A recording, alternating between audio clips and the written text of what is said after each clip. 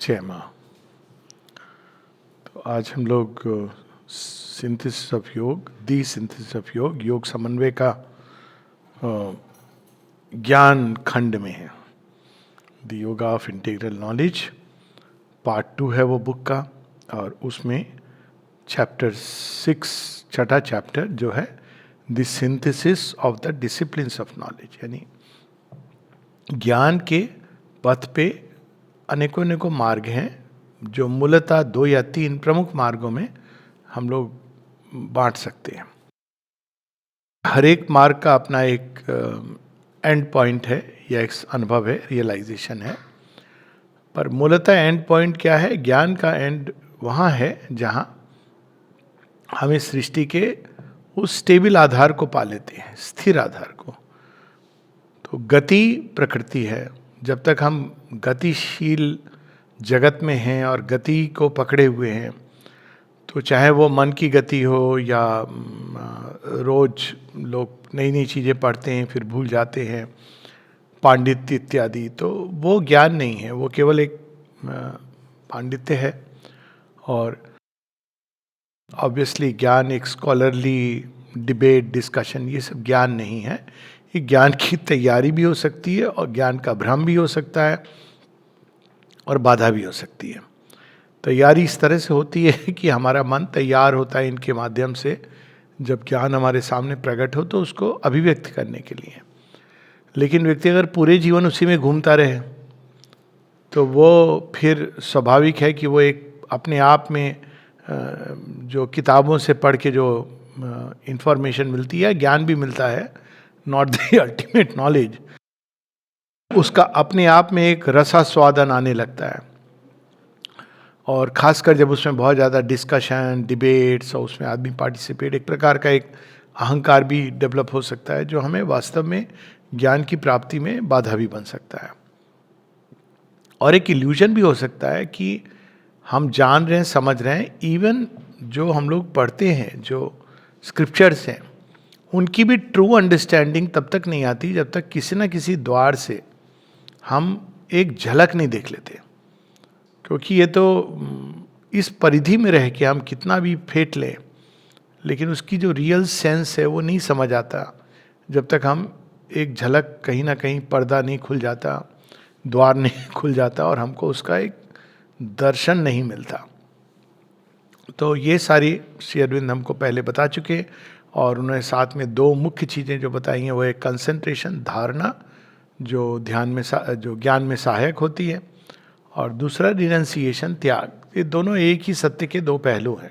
या हम कहें कि ज्ञान के पथ पर जो जहाज जा रहा है उसके ये दो डैने हैं, विंग्स हैं। कंसंट्रेशन तब तक, ध्यान धारणा तब तक ठीक से नहीं लगते जब तक हम कई चीज़ों से अटैच्ड हैं। स्वाभाविक है। एक तो वो मन को अशांत रखती हैं, प्राण को अशांत रखती हैं, मन घूमता रहता है नाना प्रकार के विचारों में। और दूसरा कि जब हम किसी ओपिनियन से अटैच होते हैं कि भगवान ऐसा है, संसार ऐसा है, तो ज्ञान, उनका भी ज्ञान नहीं आ सकता, क्योंकि हमने अपने मन में एक धारणा बना ली है। तो जब तक ये धारणाएं रहती हैं पूर्वाग्रह, तब तक हम वास्तव में ज्ञान को नहीं प्राप्त कर सकते। तो इन पूर्वाग्रहों को शांत करना, प्राण को शांत करना, इसके लिए बहुत सारी एक्सरसाइजेज होती हैं। उसमें एक है रिनंसिएशन। रिनंसिएशन स्पष्ट रूप से श्री अरविंद बार बार कहते हैं, संन्यास नहीं, त्याग है। संन्यास यानी चीज़ों को छोड़ के चले जाना। ये एक अगेन एक इल्यूजन है, एक भ्रम है कि हम मानो हमने चीज़ों को छोड़ दिया, लेकिन मन ने उनको पकड़ा हुआ है। तो मन जब उनको पकड़े रहता है तो क्या करता है वो उसी वृत्ति को जो उसने मन में अपने रखी है, लेकिन बाहर से वो नहीं कर रहा है उसमें, वो बाकी सब में देखता है। ये बड़ी भयानक अवस्था होती है कई बार कि किसी व्यक्ति के अंदर कोई वृत्ति है, मान लीजिए क्रोध की या लस्ट की, कामना की, वासना की, और उसने बाहर से अपने को उसको कंट्रोल किया हुआ है जितना भी, जो भी डिग्री में, तो उसने बाहर से किया है और मन उसका साफ नहीं हुआ है, तो वो बाकी सब में इन चीज़ों को देखेगा। तो ये क्योंकि उसके अंदर रियल सेंस में आत्मसंयम नहीं है, निग्रह है, संयम नहीं है, मास्टरी नहीं है। तो इसलिए श्री अरविंद और श्री कृष्ण दोनों बार बार त्याग की बात करते हैं, संन्यास की नहीं। त्याग यानी आपको अंदर से उसको छोड़ना है, बाहर से आप चीज़ों के बीच में हो या नहीं हो ये मैटर नहीं करता। एक जगह बहुत सुंदर ढंग से माता जी एक जगह बताती हैं, जब किसी ने पूछा लड़के लड़की इत्यादि के बारे में, माँ कहती है अगर तुम सच में सही चेतना में जीने लगोगे तो तुम्हें ये स्पष्ट पता हो जाएगा कि ये जो भेद है दोनों के बीच केवल एक बायोलॉजिकल भेद है, मूल रूप से बायोलॉजिकल भेद है। अदरवाइज अगर इनर बीइंग से तो कोई ऐसी बात नहीं है। लेकिन अब देखिए वो छोटा सा जो भेद है उसके ऊपर प्रकृति कैसे खेल खेलती है। तो इसलिए त्याग ना कि संन्यास।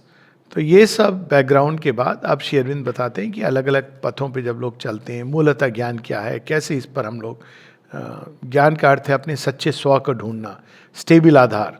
तो अभी जिसको हम कहते हैं मैं, वो तो सारे दिन मैं करता रहता है, माने कभी कोई अटक जाता है, अपने विचारों में उलझ जाता है तो कहता है मैं ये विचार हूँ, और अगर उसके विचार को कोई कॉन्ट्राडिक्ट करता है तो उसको क्रोध आता है। क्यों? क्योंकि वो अपने विचारों को अपना स्व समझ रहा है और उसमें किसी और तरह के विचार की गुंजाइश नहीं। जितना सीमित स्व होगा उतना अधिक उसके अंदर ये चीज़ें होंगी।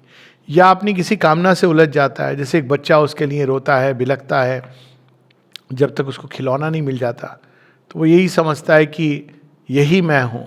यानी वो चीज़ अगर नहीं मिली तो उसका जीवन बिखर जाएगा, उसकी सत्ता नष्ट हो जाएगी। इस अवस्था में लोग कितने डिप्रेशन में चले जाते हैं, यहाँ तक कि अपना आत्महनन भी कर बैठते हैं। क्यों? क्योंकि वो उससे आइडेंटिफाई हो गए।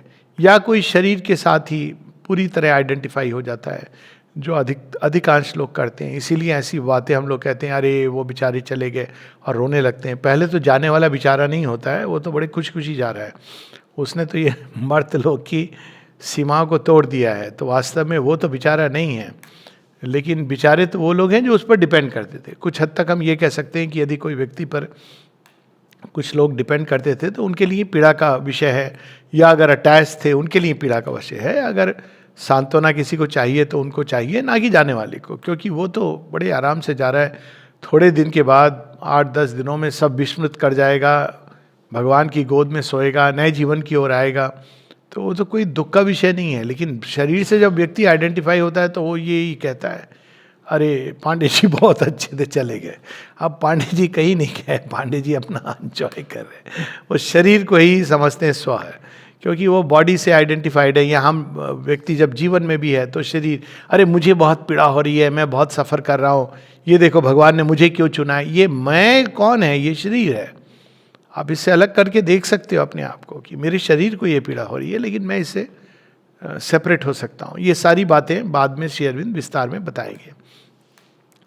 तो अब ये क्यों होता है? क्योंकि हमारा स्व हम लोग किसी एक सीमित उसमें आइडेंटिफाई कर देते हैं, या तो देह के साथ, या फिर प्राणिक ऊर्जाएं। प्राणिक ऊर्जाएं कौन सी हैं? जैसे महत्वाकांक्षाएं, भावनाएं, पैशंस, आवेग, संवेग, इन सब के स्पंदनों की जो एक समझिए कि एनर्जी के नॉट्स होते हैं, ये वो उस एनर्जी के नॉट्स के अंदर हम उलझ जाते हैं। जैसे भंवर जाल है, तो जो भंवर में फंस जाता है वो बाकी वो नहीं देख पाता है कि भाई गंगा है, इधर है, उधर है। वो तो उसमें फंसा हुआ है, उसमें उलझा हुआ है, गिर रहा है। उसको तो बस एक चीज़ है कि इससे हम कैसे निकलें, या इसके अंदर जो भी हो रहा है इसके अंदर हो रहा है।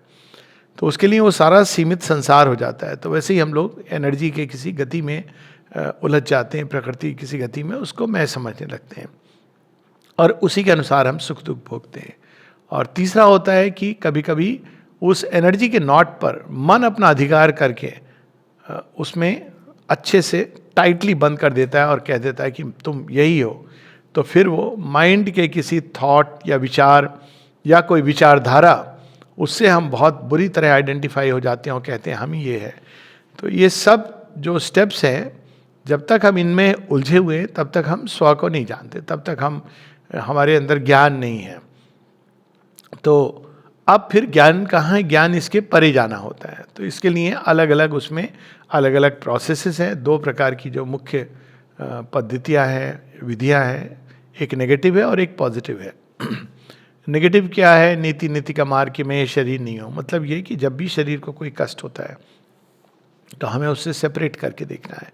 केवल कष्ट ही नहीं, जब भी शरीर के अंदर कोई, जैसे भूख उठी, अलग अलग चीज़ें उठी, तो हमको अपने शरीर से सेपरेट करके, ये नहीं कि हम भूखे रहेंगे जरूरी है, लेकिन अगर भूख लग रही है और कोई साधन नहीं है तो हमें ऐसा होना चाहिए कि हम अपने शरीर से सेपरेट कर सके खुद को, और शरीर अपनी जगह है लेकिन मैं अपनी जगह हूँ। तो ये एक प्रैक्टिस होती है जहाँ मैं शरीर नहीं हूँ, शरीर के सुख दुख से मेरा एक संबंध है, लेकिन मैं यह सुख दुख नहीं हूँ। तो ये एक आई am not this body, not this body, ये एक प्रोसेस है। दूसरा, उसी प्रकार से कामनाओं को, भावनाओं को व्यक्ति देखने लगता है कि ये तरंगे हैं जो मेरे अंदर उठ रही हैं, और कोई कोई तरंग सुनामी की तरह उठ रही है।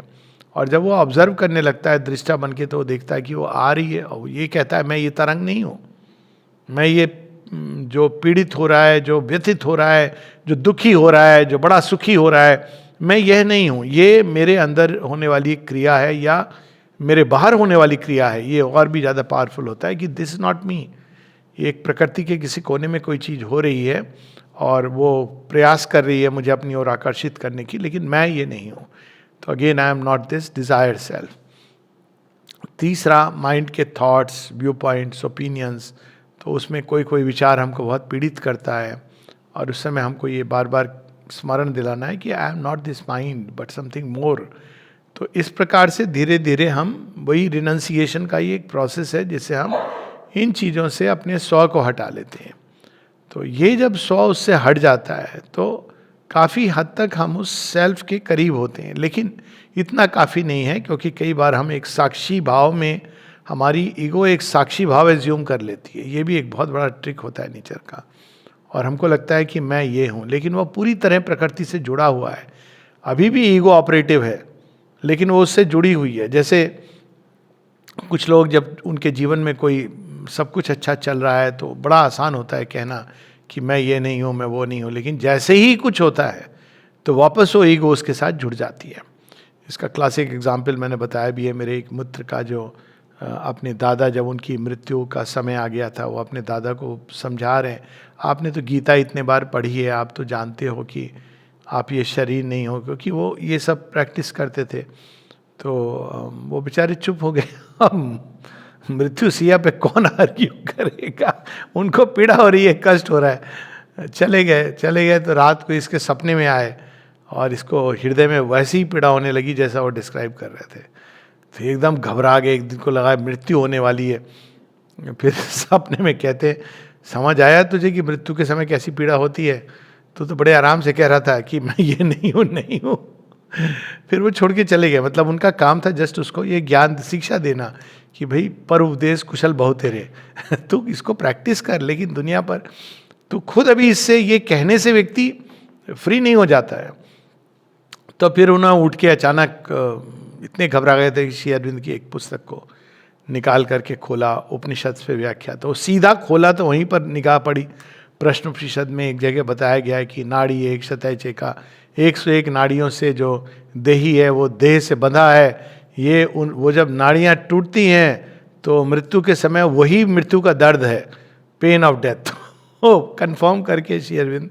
तो ये एक होती है कि एक ईगो इसकी कि भाई मैं ये सब नहीं हूँ। सन्यासी को इसकी अहंकार हो जाती है कि भाई मैं तो सन्यासी हूँ, मेरे को इन चीज़ों से क्या मोह, मैं इससे मोह नहीं है।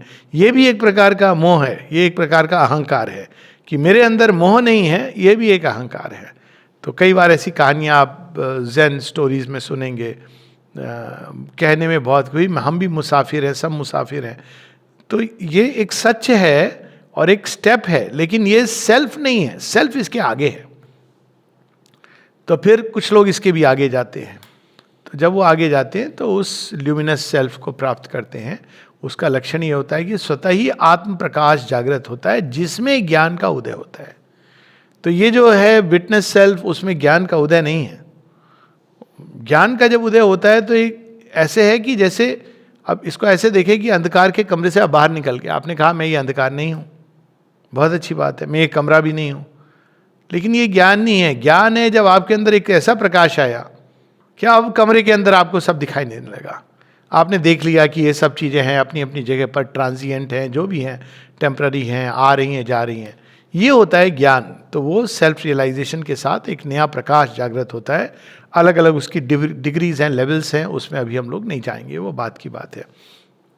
इसीलिए लोग अलग अलग डिग्री पर ये लाइट को प्राप्त करते हैं। तो एनलाइटनमेंट एक बड़ा वेग वर्ड है, पर मुख्यतः ये उस प्रकाश की बात है। फिर दूसरा जो तरीका है वो है पॉजिटिव तरीका। तो ये तो नेगेटिव हो गया कि मैं ये नहीं हूँ। इसमें एक समस्या ये है कि आप उलझ सकते हो अपने विटनेस सेल्फ में और ये समझ सकते हो कि ये सेल्फ है, जबकि वो एक प्रकार का सूक्ष्म अहंकार है जो मन के द्वारा सृष्ट होता है। तो दूसरा जो पॉजिटिव तरीका है वो ये है कि सर्व खल्विदम ब्रह्मन, ब्रह्म के ऊपर हम लोग मेडिटेट करते हैं। श्री अरविंद यही हम देखते हैं अलीपुर जेल में जब वो वॉकिंग करते थे, तो ये मुख्य उनकी जो एक तो ईशावास्योपनिषद से और ये एक सर्व खल्विदम ब्रह्मन, तो ये करते हुए मेडिटेट करते थे। तो जब ये आइडिया वो थॉट के माध्यम से मेडिटेट करते हैं कि सब कुछ ब्रह्मन है, ब्रह्म के अलावा और कुछ नहीं है, तो धीरे धीरे धीरे उसका सत्य हमारे सामने प्रकट होने लगता है। किस तरह से? कंसंट्रेशन की पावर से, क्योंकि हम उस पर कंसंट्रेट कर रहे हैं, इस आइडिया के ऊपर। अलग अलग आइडियाज़ हैं और वो हम लोगों को अलग अलग रियलाइजेशन की ओर ले जाते हैं उसी एक ब्रह्म के। तो जब ये रियलाइजेशन होता है तो उसमें श्री अरविंद बताते हैं 4 लेवल्स के रियलाइजेशन है। एक है जब हम ब्रह्म का केवल बाहरी जगत में सर्व खल्विदम ब्रह्मन, तो विराट, तो ये केवल एक ये कारण नहीं है, ये उत्पत्ति का स्रोत भी नहीं है, लेकिन ये जगत है और उसमें एक प्रकार का ब्रह्म का रियलाइजेशन उदय होने लगता है। तो हम इस सब के पीछे, मटेरियल वर्ल्ड के पीछे उस एक सत्ता को अनुभव करने लगते हैं।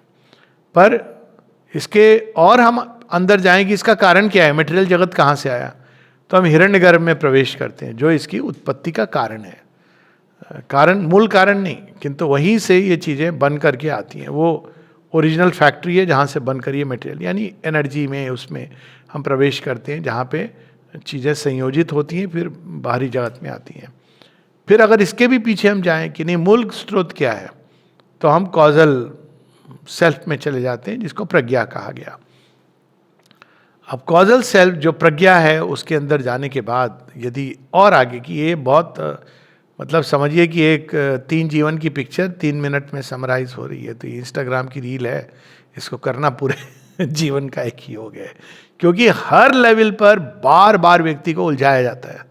ये कह देना कि मैं बॉडी नहीं हूँ, आप एक दिन कहेंगे, अगले दिन बॉडी खांसना ओंगना सब शुरू करेगा, बीमारी, रोग। उस समय भाई मेरी तबीयत थोड़ी ठीक नहीं है, आज मैं आश्रम नहीं जाऊंगा, आज मैं काम नहीं, क्योंकि अब शुरू हो गया ना बॉडी ने, आपने बहुत कि भाई आई एम नॉट दी। इसीलिए आश्रम में देखिए सब ट्रेनिंग कैसे की जाती है, इसके आप डिपार्टमेंट रेगुलरली जा रहे हो। अब सोचो अब कोई ऑफिस का जॉब है तो आप तो मना कर सकते हो, भगवान का काम है, क्या बोलोगे मामा आज एक्चुअली पता है क्या है, मेरा थोड़ा शरीर टूट रहा है, माँ कुछ कहेंगी नहीं, वो करुणामयी है। पर खुद को ही अजीब लग रहा है कि जो मैं जिस पर्पस से मैं आया हूँ, जिनके स्पर्श से ये सारा बुखार यूं चला जाएगा छू मंतर में, उनके ही कर्म में डील कर रहा हूँ, अपने आप आएगा।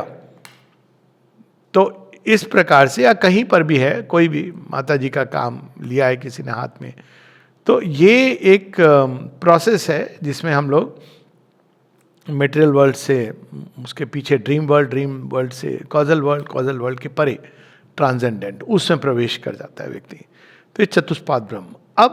अब इससे क्या होता है कि सेल्फ को हम अलग अलग लेवल्स पर रियलाइज करते हैं। एक है सोल ऑफ मैटर, यानी इस बाहरी जड़ जगत के पीछे एक चेतन है, जो जिसकी बात हम लोग पढ़ते हैं सांख्य में, जिस पुरुष की बात की गई। ये जड़ जगत के पीछे एक चैतन्य अवस्था है जो जड़ जगत को सारा, वो समझिए कि उसके कंट्रोल में है मशीन, वो अगर बटन दबा देता है तो जड़ जगत चलने लगता है। अब इंडिविजुअली व्यक्ति से बाहर हो भी जाए तो भी समस्या होती है कि जड़ जगत तो चल रहा है, पर व्यक्ति कहता है मैंने तो उस मशीन दबाने वाले को पा लिया, बटन दबाने वाले को। अब सांख्य में यही ना, वो जो इंटेलिजेंस है पुरुष की, वो प्रकृति के अंदर आती है, इसीलिए वो गतिशील होती है, उसी की चेतना से ये सब सचेत होता है, कॉन्शियसनेस की ओरिजिन।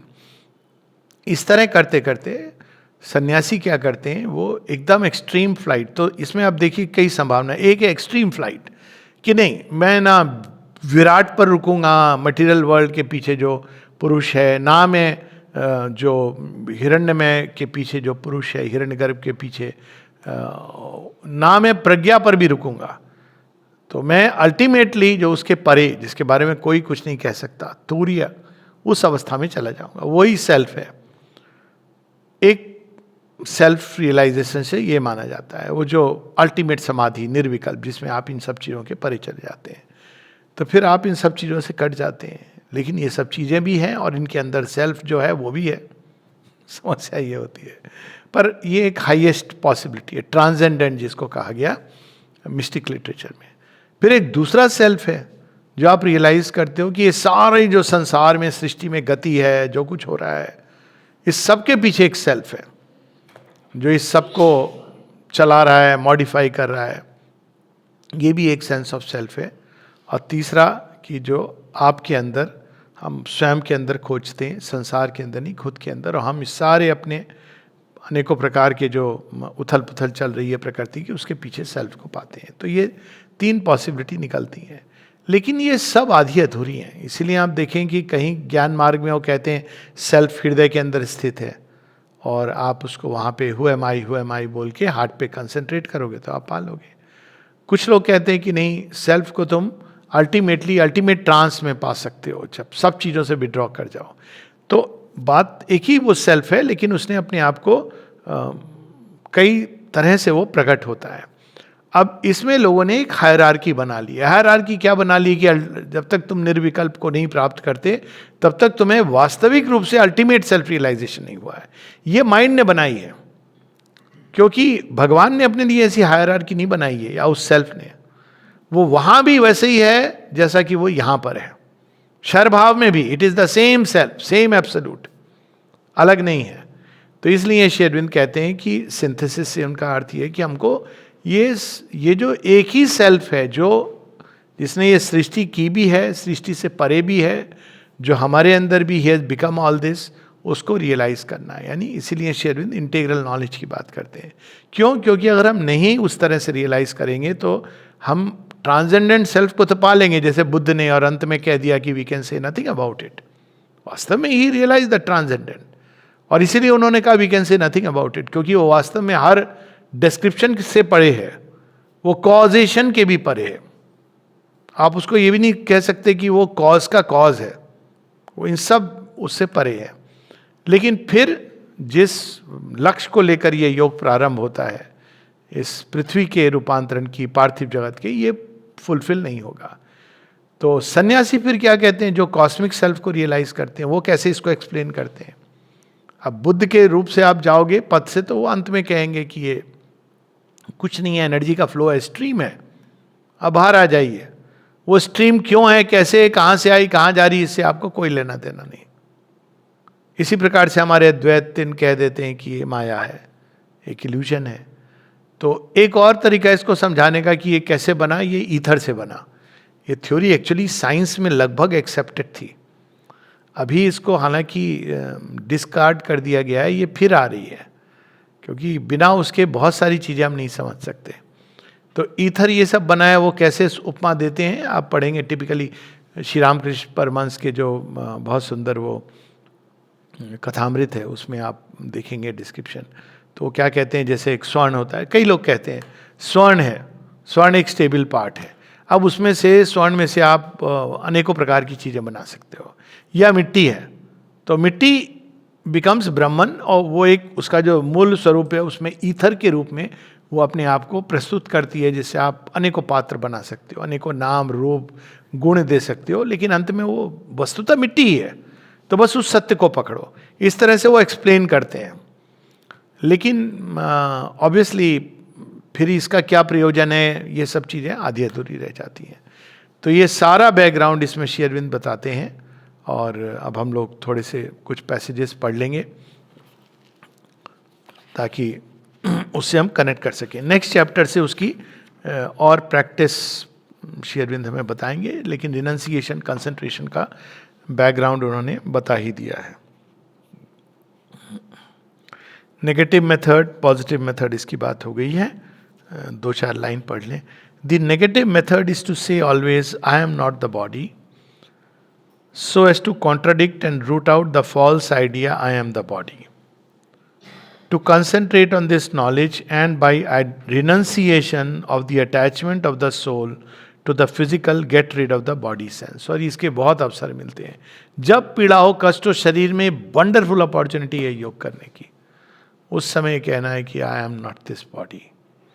और वो धीरे धीरे धीरे धीरे करते करते व्यक्ति उससे अलग हो जाता है. ऐसा नहीं कि उस हिस्से में पीड़ा नहीं हो रही है, लेकिन आप इससे अछूते हो जाते हो. और एक्चुअली वो चीज़ों को ठीक करने में भी बहुत सहायक होती है. पेज 339 है. मैंने ये देखा है, एक्चुअली देखा है कि अगर आप बॉडी से स्वयं को अलग कर लें, एक्चुअल देखा है. एक बहुत बड़ी कोई चीज़ मेरे पाँव पे गिरी थी, चक्का. I think I have describe this experience. Playground के बाहर उसको मैं पता नहीं अभिमन्यु की तरह उठाने की चेष्टा कर रहा था. मुझे पता नहीं था इतना भारी है और मैं अभिमन्यु नहीं हूँ. गिर गया हाथ से छूट करके और सीधा पाँव के ऊपर गिरा. अब उस समय जैसे ही झटका लगा, मैंने कहा आई एम नॉट दिस बॉडी. तो अब मैं देख रहा हूँ कि वो धीरे धीरे धीरे धीरे वो जैसे ही गिरा, गिर के ऐसे उसने जो पाँव को डैमेज करना था फिर साइड में चला गया. उस समय मैं अपनी आंखों से देख रहा हूँ वो सूजन आ रही है, पूरा एकदम प्रोसेस की तरह ऑब्जर्व कर. सूजन आ रही धीरे धीरे धीरे धीरे, सेकेंड्स के अंदर इतना बढ़ गया है. लोग आसपास आ गए, क्या करने का कुछ नहीं, आराम से घर गया स्कूटर चला के पहुँच करके. पेन ही नहीं हो रहा है. बाद में आया और तब फिर मैंने आई एम नॉट दिस बॉडी, क्योंकि वो आपको बहुत सारी जो तकलीफ होती है वो क्योंकि हम अटैच हो जाते हैं उससे, एम्पलीफाई करती है. ऐसे ही बुखार में, कई चीज़ों में अगर आप अपने को सेपरेट करना सीख लें तो ये आई एम नॉट द बॉडी, ये इवन अपने आप में बहुत बड़ा एक समझिए कि एक इलाज भी है हमारी बहुत सारी व्यथाओं का. ये नहीं कि पूरा क्योर हो जाएगा, हो भी सकता है, आई डोंट नो, लेकिन काफ़ी हद तक उसके जो इफेक्ट है उसको ब्लंट कर देता है. फिर अगेन वी से again I am not the life, and by concentration on this knowledge and renunciation of attachment to the vital movements and desires, get rid of the life sense. पीड़ा हो रही है, तकलीफ हो रही है, भगवान तूने क्या किया, क्यों किया मेरे साथ, ये क्या किया रे दुनिया वाले. नहीं, मैं ये नहीं हूँ. ये जो कीड़े की तरह जो छटपटा रहा है, ये जो नाली के कीड़े की तरह वो फिनाइल ढूंढ रहा है, आई एम नॉट दिस. उसमें आप कई लोग थोड़ा एक सेंस ऑफ नोबिलिटी, मैं नहीं हूँ जो इस चीज़ के लिए ऐसे चटपटाऊंगा. तो आप उससे जैसे ही वो शुरू में एक थोड़ी देर के लिए लगता है अजीब सा, उसके बाद आप एकदम फ्री हो जाते हैं उस चीज़ से. फिर आती है, ऐसा नहीं कि वो दोबारा नहीं आती है, लेकिन वो कमज़ोर होती चली जाती है और धीरे धीरे वो पूरी तरह छूट जाती है. देन अगेन वी से finally I am not the mind, the motion, the sense, the thought. तो इस प्रकार से हम मन के इस विकट जाल से, विचारों के जाल से फ्री होते हैं. कई बार लोग कहते हैं कि विचारों को कैसे हम स्टॉप करें. आप उसमें उलझ के नहीं स्टॉप कर सकते. मशीन को रोकना है तो पहले आप उतरिए, उसके बाद आप इसको फाइंड ए लीवरेज आउटसाइड. तो जब हम ये कहते हैं कि आई एम नॉट दीज थॉट्स, तो धीरे धीरे माइंड को माइंड से सेपरेट करना कठिन होता है ज़्यादा, क्योंकि बाकी दोनों में तो माइंड सहायता कर देता है, लेकिन माइंड का माइंड से सेपरेट होना थोड़ा कठिन होता है. पर इवेंचुअली अगर हम प्रयासरत रहें तो माइंड माइंड से सेपरेट हो जाता है. और वहीं पर जो बात हुई कि मन एक सूक्ष्म अहंकार में चला जाता है. पर अब वो बहुत, अगर एक स्टेप और हम लें तो हम अब उसके पार जा सकते हैं. तो आई एम नॉट दिस माइंड. तो दूसरा स्टेप क्या है? दूसरा है पॉजिटिव वे. पॉजिटिव से वे में क्या कहना है? I am that the pure, the eternal, the self blissful. मतलब कितना भी व्यक्ति लौट रहा है गंदगी में, पर अपने को कभी विस्मृत नहीं होने दे कि आई एम दैट. हाँ, ये सच है कि मैं इस समय गिर गया हूँ, नाली के अंदर हूँ. मतलब ऐसा नहीं गिरना चाहिए, लेकिन अगर उस अवस्था में चला भी जाए तो उसको कभी ये विस्मृत नहीं होने देना चाहिए कि I am the pure self. ये एक गंदगी है जो मेरे ऊपर आ गई है, छींटें आ गई हैं, मैं इसमें चला गया हूँ, लेकिन डायमंड तो डायमंड है. तो इसका उदाहरण ये होता है, डायमंड को आप कितने भी गंदगी कीचड़ में फेंक दीजिए, लेकिन है तो डायमंड, और निकलेगा, साफ होगा, तो उसका चरित्र स्वभाव तो बदला नहीं है, उसका मूल्य भी नहीं बदला है. It is. तो उसी प्रकार से हमको I am that, Another positive method belonging rather to the Raj Yoga is to concentrate on the thought of the Brahman and shut out from us all other ideas, so that this dynamo of mind shall cease to work upon our external or varied internal existence. वही विचार जो हमको फंसा रहे हैं उन्हीं विचारों को मोड़ दीजिए और उसमें मंत्र का सहारा लेकर के कि मैं केवल मतलब एक ही विचार को माइंड में चलने दीजिए, तो धीरे धीरे वही कुंजी बन जाता है खोलने के लिए द्वार। लेकिन अब श्री अरविंद वही बताते हैं कि but the universe is there is a truth in God even though the individual soul may have shut its eyes to it, and the self is there as the universe in the universe really and not falsely. लेकिन हम तो इससे free हो जाएंगे, किंतु जगत भी चलेगा और जगत के अंदर जो सेल्फ है वो भी चलेगा। ये एक मेटाफिजिकल डिस्कशन में श्री अरविंद बताते हैं कि जो लोग कहते हैं कि there is only one self, ये भी चलता है ना कि एक सेल्फ है या मल्टीपल सेल्फ है। कहते हैं अगर केवल एक सेल्फ है तो किसी एक के अलग होने से universe should collapse, but it doesn't happen. ये वन ऑफ द रीजन है, और भी कई रीजन है कि भाई मल्टीप्लिसिटी ऑफ सोल। तो फिर वो कहते हैं कि इस इटर्नल सेल्फ से हम क्या करेंगे जबकि ये सारा जगत चलता जा रहा है, क्या हम इससे विड्रॉ कर जाएं? लेकिन ये हम लोगों को इसकी मनाही है। तो फिर देयरफॉर पेज 341 पे अब हम लोग आ जाएंगे,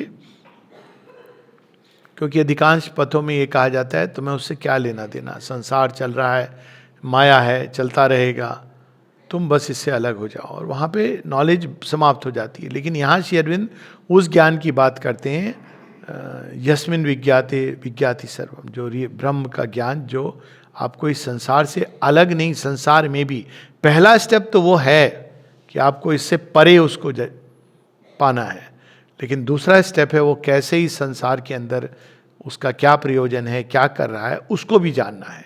God beyond the world, yes, but also God in the world, God in one self and God in others. तो ये एक हर स्टेट में उस सेल्फ को रियलाइज करना है।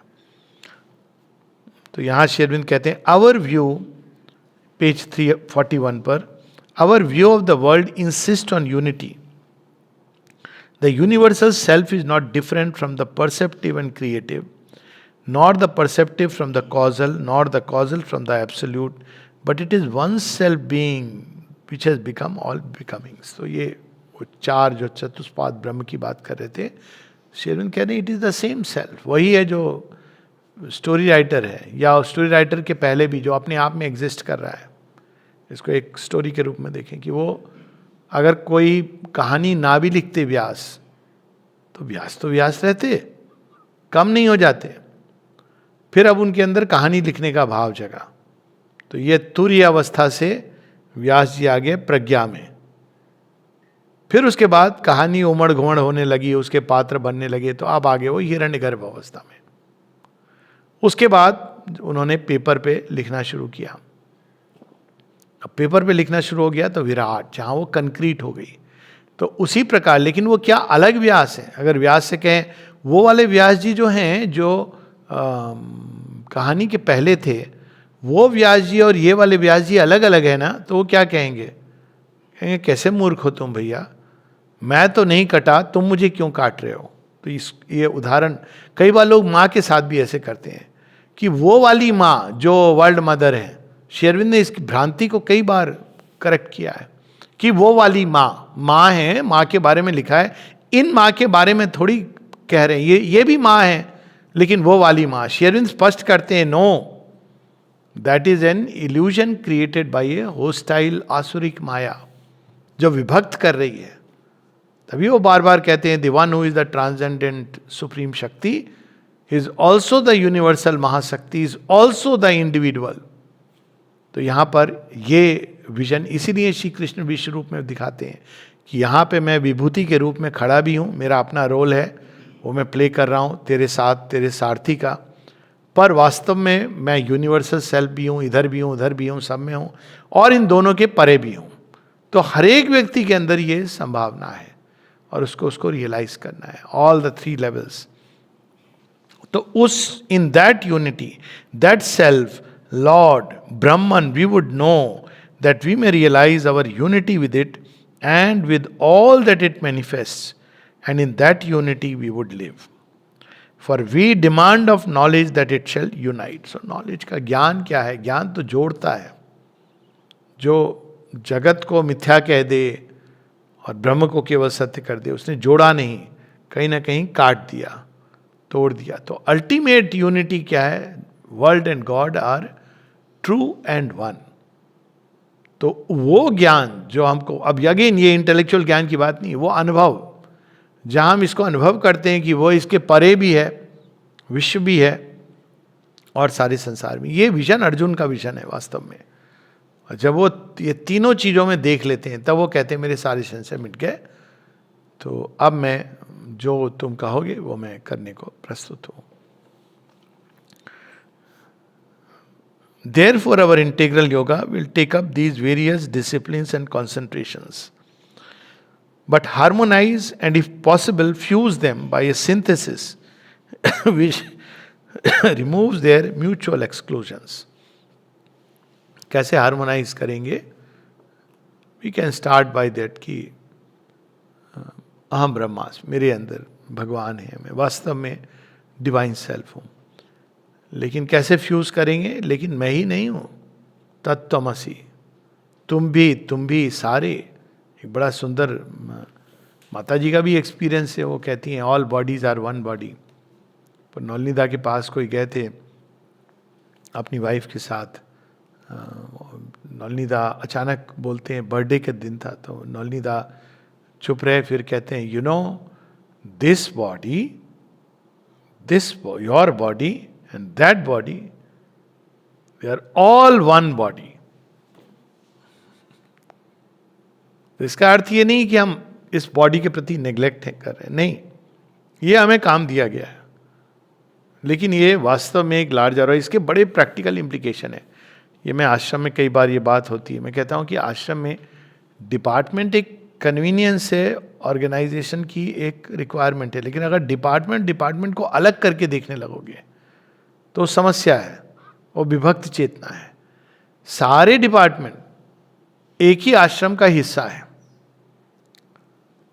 अभी आज ही किसने ये भी प्रश्न किया ऑरोविल के विषय में, सारा जो हो रहा है इसका क्या समाधान है?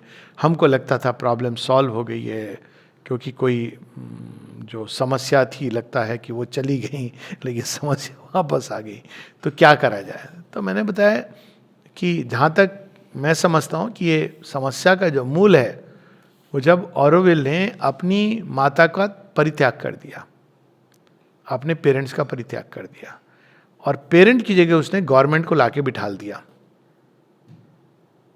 यही हुआ था. ऑरोविल ने एक समय आश्रम से कोई लेना देना नहीं, डिवाइन मदर वो एक इम्पर्सनल सत्ता है, और हम अपने आप में एक इंडिपेंडेंट, मतलब कहते हैं ना, घोषित कर दिया, हम क्वीन को नहीं मानते हो. वो अमेरिकन मूवमेंट से बड़े इंस्पायर्ड होकर के. तो ऐसे ये तो आपकी मूल दोष हो गया, this is the original error. और अब उसकी जगह, लेकिन आप हैंडल नहीं कर पाए, नेचुरल है, तो आपने क्या किया? लड़ाई झगड़े में गवर्नमेंट को ले आए. क्यों? काटने के लिए. सोसाइटी से कोई हमको नहीं काट सकता जब तक कोई सपोर्ट ना दे. जैसे पाकिस्तान भारत से लड़ते लड़ते अमेरिका और चीन को बुला लाया. अब उनका वासाल स्टेट हो गया. नतीजा क्या है? विभक्त हो गया. तो यही चीज हुई ऑरोविल में कि सोसाइटी से, और सोसाइटी स्वयं माँ ने एस्टैब्लिश की थी, करते करते उन्होंने क्या किया? गवर्नमेंट को ले लिया, खुद को सपोर्ट किया. गवर्नमेंट एक पावरफुल एंटिटी है, करा गवर्नमेंट ने सपोर्ट, लेकिन अब उसका नतीजा ये है कि भाई गवर्नमेंट तो फिर अपने हिसाब से चलाएगी. उसको ऑरोविल के आइडियल से क्या लेना देना है? वो तो पेपर है उसके लिए. तो फिर उन्होंने कहा कि फिर हम क्या करें? मैंने कहा वापस जाओ पेरेंट के पास, जुड़ो फिर से माँ से, माँ का नाम जप करो, अपने हृदय में माँ को जगह दो, ये मानो कि हम माँ के बच्चे हैं और ये माँ की भूमि है. आप तो अगर नहीं करोगे तो ये तो और एबिस की ओर. आज एक चेंज हो जाएगा, गवर्नमेंट का ऑफिसर कोई और आ जाएगा, समस्या वही रहेगी, क्योंकि आपका मूल जो एरर है वो इस सेपरेशन से है। तो ऑफ कोर्स जिन्होंने ये मैसेज किया था, कहा इस पर हमको और विचार करना चाहिए एक दिन बैठ करके, मैंने कहा करना चाहिए, ऑरोविल वालों को करना चाहिए। गवर्नमेंट को तो ऑरोविल लाई थी, तो शुरू में आपको सब्ज बाग दिखाए, बहुत अच्छा लगा कि हमको काट दिया उनसे, आपने काट लिया, पर आप किसके हो गए? गवर्नमेंट के हो गए। अब आपको पता चल रहा है कि गवर्नमेंट का होना क्या होता है। तो now how will you go back? You can't tell government की नो यू कम, बट अगर माँ को आप स्मरण करोगे, समर्पण करोगे सच्चे दिल से, तो she will find ways and means to, there is no other way. अगर कोई पूछे तो इस समस्या का समाधान यही, क्योंकि ओरिजिन वही है। तो यहाँ पर ये जो प्रवृत्ति होती है कि जब हम काट लेते हैं अपने आप को जगत से, तो इंटीग्रल योगा में इस सब चीजों को लेकर हार्मोनाइज करना है। Not realizing the lord and the all only to reject them for silent self or unknowable absolute as would an exclusively transcendental, nor living for the Lord alone or in the all alone as would an exclusively theistic or an exclusively pantheistic yoga. The seeker of integral knowledge will limit himself neither in his thought nor in his practice nor in his realization by any religious creed or philosophical dogma. तो कोई पूछे भाई कौन है, वेदांतिन हो, ये हो, नहीं हम तो क्योंकि ये सब अंत में जाके कहीं ना कहीं संसार और जगत में भेद कर देते हैं। Not in the original yoga of Shri Krishna. इसलिए मैं बार बार कहता हूँ कि श्री कृष्ण और उनके पहले का जो भारत है, उनके बाद का भी भारत, लेकिन बुद्धिज्म और शंकराचार्य के पहले, that Bharat has to come back, क्योंकि उसके पास ये ज्ञान था। He will seek the truth of existence in its completeness. The ancient disciplines he will not reject, for they rest upon eternal truth, but he will give them an orientation in conformity with his aim. क्योंकि हमारा लक्ष्य अलग है, तो हम स्वीकार करेंगे, जैसे आई एम नॉट द बॉडी जिसकी बात हुई, कि हम बॉडी से चिपक जाना, जुड़े रहना। ऑल लाइफ इज योगा, मतलब ये नहीं कि हम जो मर्जी जो कर रहे हैं योग के नाम पर, ये इसका अर्थ नहीं है बिल्कुल भी कि हम जो भी करेंगे हम कह देंगे all life is yoga. It has to be turned into yoga. जीवन की हर गति योग बन सकती है। We must recognize that our primary aim in knowledge must be to realize our own supreme self, more than that self in others or as the Lord of nature or as the all, for that is the pressing need of the individual. सबसे पहले हमको अपने ही स्व के उच्चतम truth को प्राप्त करना है। ये एक, हालांकि सिंथेसिस में श्री अरविंद कहते हैं we can start with the world और we can start with our self, पर ये आसान है, ये हर जगह अवेलेबल है आपको। वर्ल्ड के थ्रू अगर आप कोई शांत जगह पर हैं और उस वातावरण के पीछे जाके आप ढूंढ रहे हैं, यू विल डिस्कवर इट, लेकिन खुद को तो हर जगह कैरी कर रहे हैं। तो अपने ही सब्जेक्टिव स्पेस में जाके हु एम आई, ये पहली आवश्यकता है। But we do this not in order to disappear into its source, but so that our whole existence and all the members of this inner kingdom में find the right basis. तो हम क्यों discover करना चाहते हैं अपने सच्चे स्व को? ताकि हम संसार के साथ सच्चा संबंध जोड़ सकें। अभी जो हमारा संबंध है वो ईगो के आधार पर है, ऑपरेटिंग सिस्टम। इसलिए हम सुख दुख पीड़ा, संबंधों में विच्छेद या नाना प्रकार के जो लड़ाई झगड़े जो हम अनुभव करते हैं, क्योंकि हमारा ऑपरेटिंग सिस्टम ईगो है। लेकिन अगर हम सच्चे सेल्फ को रियलाइज करके उसके आधार पर संबंध जोड़ते हैं, तो हम क्या किसी से हर्ट होंगे?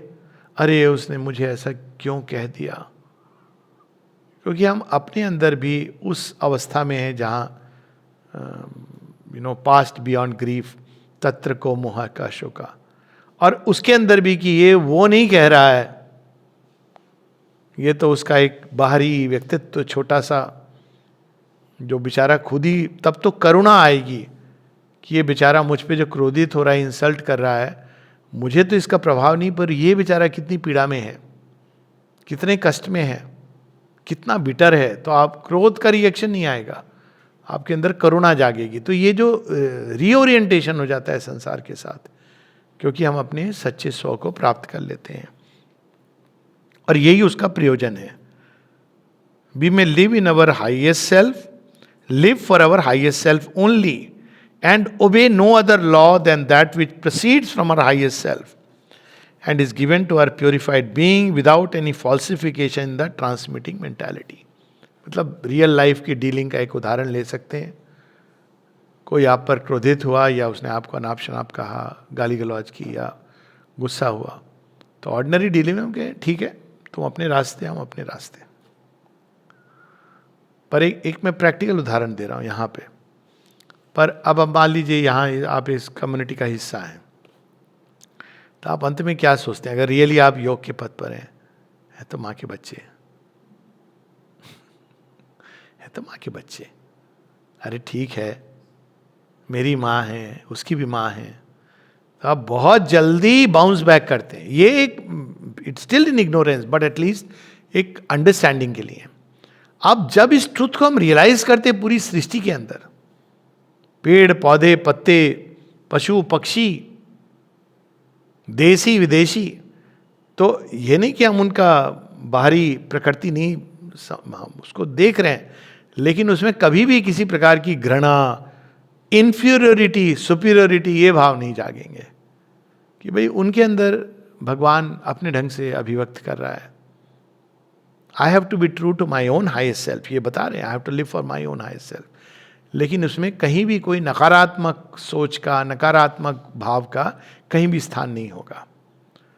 तो मेरा जो हाईएस्ट सेल्फ है मुझे उसके अनुसार, लेकिन संसार में हर किसी को भगवान अपने रास्ते अपने ढंग से ले जा रहे हैं, तो वह मैं इंटरफियर नहीं करूंगा. इसको गीता में भी श्री कृष्ण बड़े अच्छे ढंग से कहते हैं कि बुद्धि भेद नहीं करता है जो ज्ञान को प्राप्त करता है दूसरों में. जैसे अगर आप आश्रम चले आए, या आपकी नियति हो सकती है, पर अगर आप सबको बोलोगे नहीं नहीं आश्रम आ जाओ, अगर आश्रम नहीं आए तो तुम योग नहीं कर रहे हो, ये तो मूर्खता वाली बात है. मानो जो भी आश्रम में आ गया वो योग कर रहा है, ये एक सीमित मेंटालिटी होती है. तो वी हैव टू अंडरस्टैंड कि हर किसी को भगवान अपने ढंग से अपने रास्ते से, फिर सारे मतभेद अननेसेसरी झगड़े होते हैं वो समाप्त हो जाते हैं, क्योंकि उस व्यक्ति का जो रोल है, जो स्टेज है, उस हिसाब से भगवान उसको ले जा रहे हैं. तो ये चीज अंदर में प्रकट होने लगते हैं. And if we do this rightly we shall discover that in finding this supreme self we have found the one self in all, the one Lord of our nature and of all nature, the all of our selves who is the all of the universe. तो समग्रम माम, उसका realisation अपने आप स्वतः ही हो जाता है कि वह जो हमारे अंदर है वही सबके अंदर है, और जो सबके अंदर है और मेरे अंदर भी है, जो सुप्रीम एब्सोल्यूट है वो भी ये सब बन गया है. तो ये स्वतः ही इसका रियलाइजेशन हो जाता है. By discovering and using rightly the truth of our being, the barrier between our individuality and the universe will necessarily be forced open and cast away, and the truth that we realize in our own being cannot fail to realize itself to us in the universality which will then be our self. अब ये practical implication है इसके. देखने पढ़ने से लगता है बहुत मेटाफिजिकल कठिन.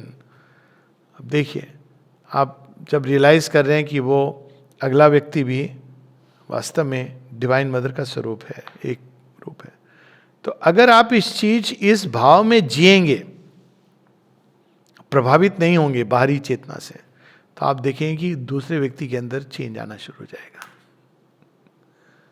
Because you are imposing this higher truth, वो भी रियलाइज करने लगेगा. इसी लोग कहते हैं कि एक जो सच्चा योगी होता है उसके एक तो है the tiger does not attack the yogi, दूसरा है कि योग के वातावरण में चीजें पीसफुली रहने लगती हैं, क्योंकि ये जितना आप बाहरी चेतना में रहेंगे उतनी क्वारल्स होंगी, और जितना आप आंतरिक चेतना के सत्य में, अपने सत्य में जब हम रहने लगते हैं तो दूसरों के अंदर भी उसी सत्य को उजागर करते हैं. तो ये जो श्री अरविंद बता रहे हैं ये वास्तव में बहुत प्रैक्टिकल चीजें हैं और बड़ी अर्जेंट नेसेसिटी है इसकी. तो सही है कि वो सेंटेंस पढ़ के थोड़ा, आप श्री अरविंद महागंगा अवतरण कर रहे हैं, पर उसका जो इम्प्लीकेशन यही है कि आपको गंगा के अवतरण की कहानी समझ आए ना समझ आए, नहाने से तो आपके आनंद आता ही आता है. तो ये है realizing in our selves the I am ही अहम ब्रह्मास्मि of the Vedanta, we cannot but realize in looking upon all around us the identical knowledge on its other side, thou art that. अब यही तो शेरविंद का एक्सपीरियंस है Alipur jail में, जिससे वो पूरा प्रारंभ करते अपनी यात्रा। अब सोचिए कोई विकट से विकट परिस्थिति में आदमी फंस गया है,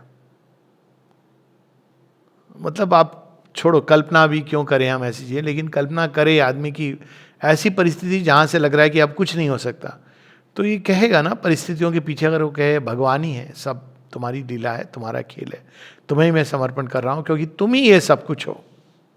अब देखिए वो एक नई चीज एक्ट करने लगती है। माँ इसको कहती है higher determinism begins to act, और मैंने तो इसके कई प्रमाण देखे हैं। Higher determinism begins to act, और वो चीज़ों के फिक्स्ड कोर्स को बदल देती है।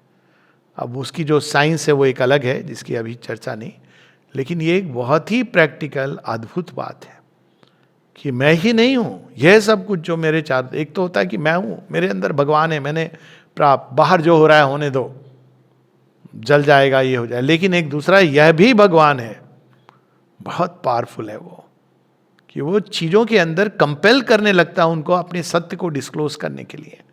जैसे कोई बहरूपी आपके पास आ जाए और वो डराने लगे, कहे मैं देखो भूत, लोग मास्क उसक लगा के डराते हैं ना, तो आप एक तो डर जाते हो, दूसरा को अरे छोड़ो यार, तो और मैं एक ही जैसे हैं, उतार इसको, तो वो भागेगा आपसे, कहे पहचान लिया, हाँ पहचान लिया।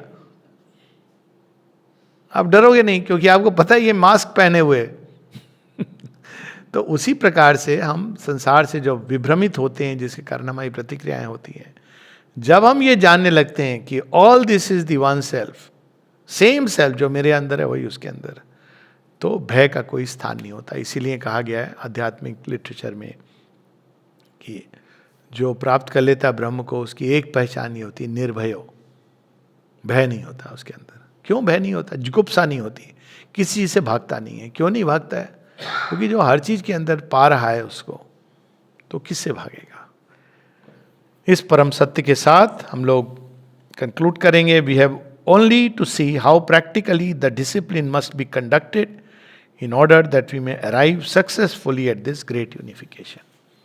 तो स्टेप बाय स्टेप्स इसमें श्री अरविंद हम लोगों को प्रैक्टिस उस सेंस में देने की जगह उसके जो मूल सिद्धांत हैं वो बताते हैं, step by step, chapter by chapter.